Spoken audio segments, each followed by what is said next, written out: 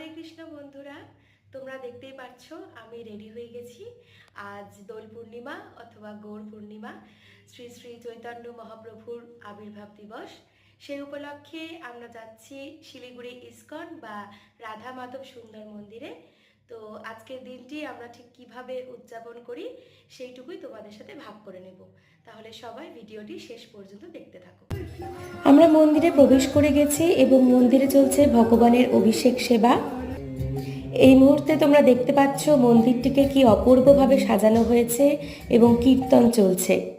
মন্দিরে আসার পর আমাদের নির্দিষ্ট কিছু কাজ থাকে, ভগবানের সেবা করার কিছু উপায়, সেই কাজগুলোই শেষ করে নেওয়ার চেষ্টা করছি। এই মুহূর্তে আমরা মূল মন্দিরে প্রবেশ করেছি এবং এখানে আমরা রাধা মাধবের দর্শন করছি। সাথে রয়েছে পঞ্চতত্ত্ব ভগবান। প্রচুর ভক্তের সমাগম ঘটেছে। আমিও ভগবানের অভিষেক করে নিলাম কিছুটা ভগবানকে সেবা করার মাধ্যমে।